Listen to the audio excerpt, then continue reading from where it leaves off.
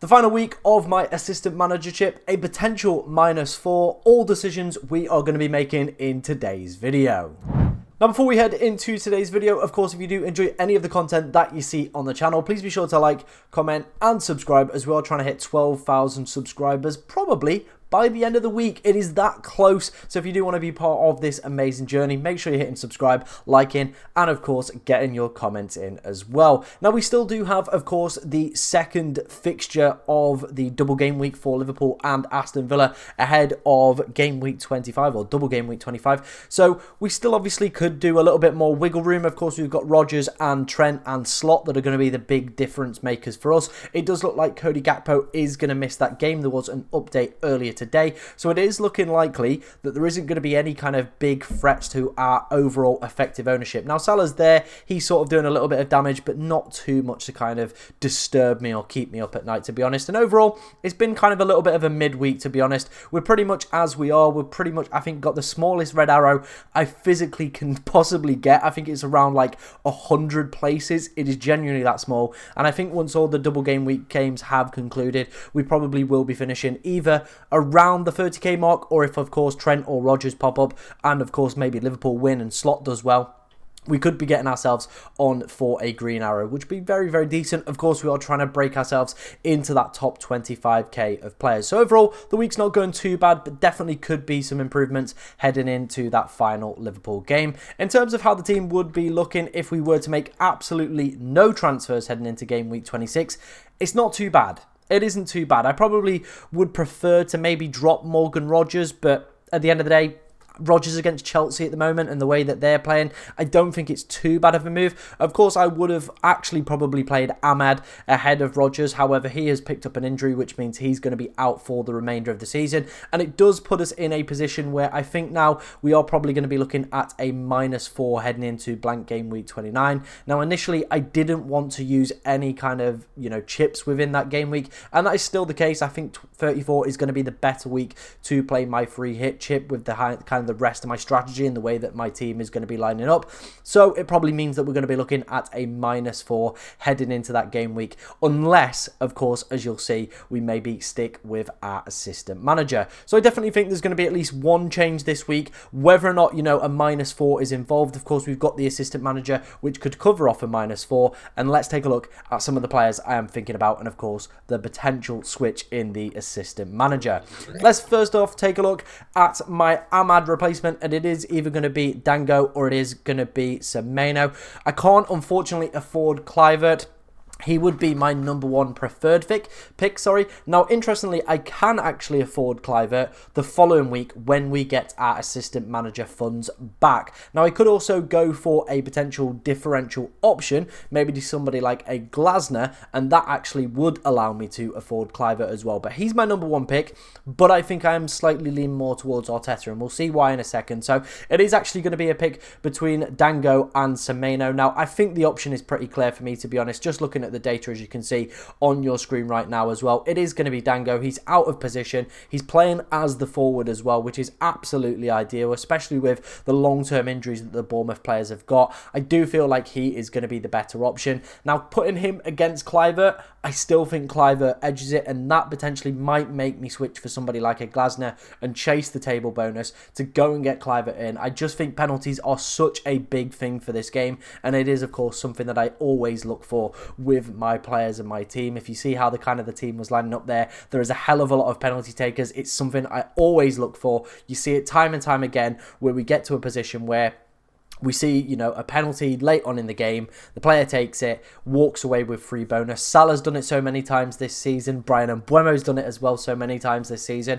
And getting Kluivert in, I feel he just is a better talisman than all of these other players, with, of course, the penalty appeal that does go with that. Now, interestingly, of course, if we wanted to get ourselves Kluivert, we're going to have to switch our assistant manager to a cheaper one rather than Slot. But my initial thinking is I'm just going to go for Mikel Arteta because, look, he's top of the assistant manager points.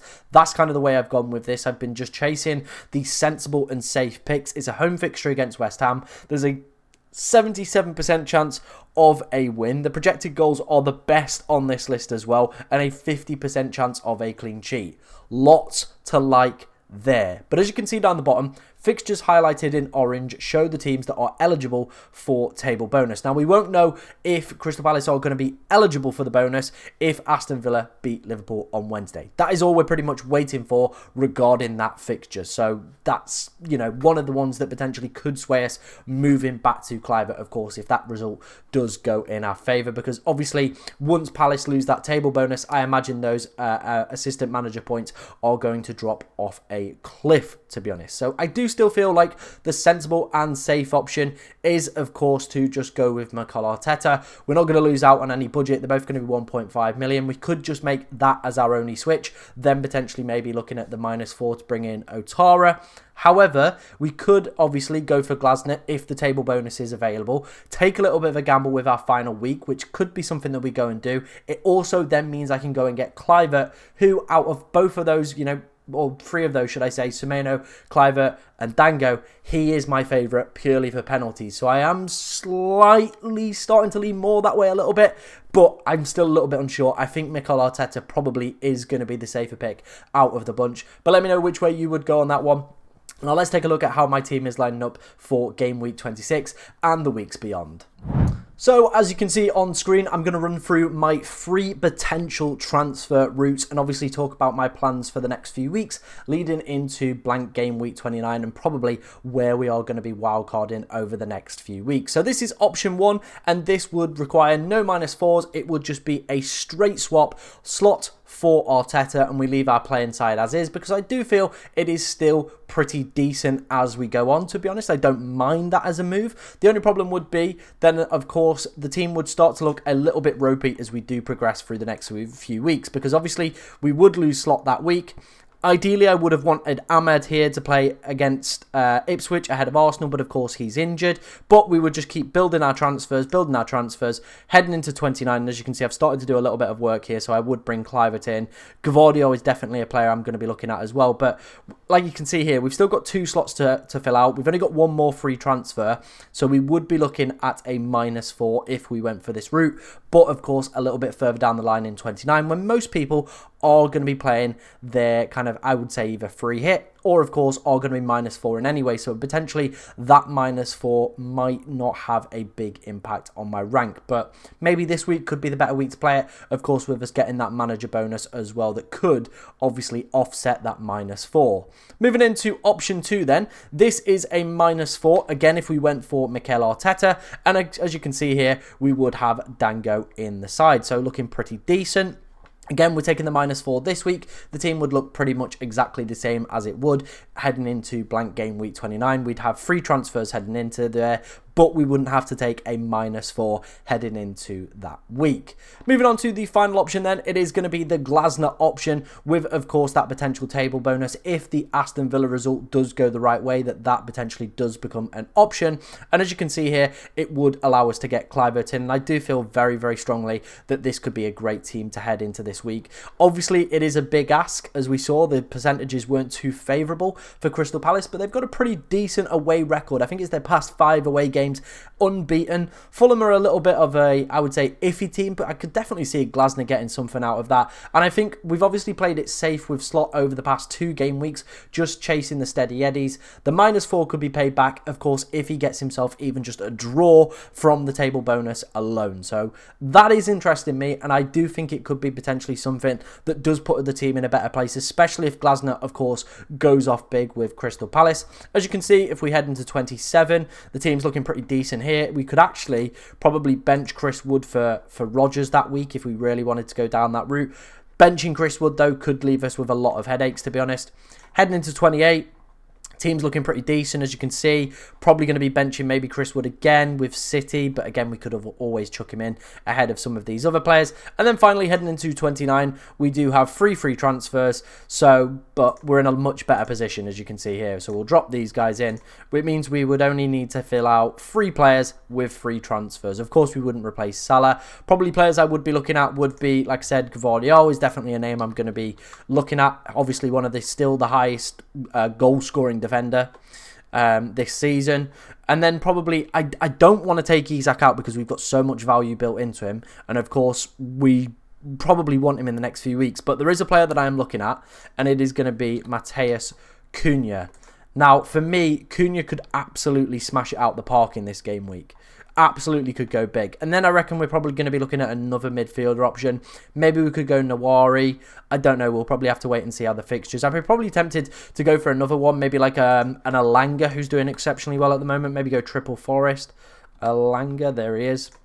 Maybe go for something like that, a triple Forest.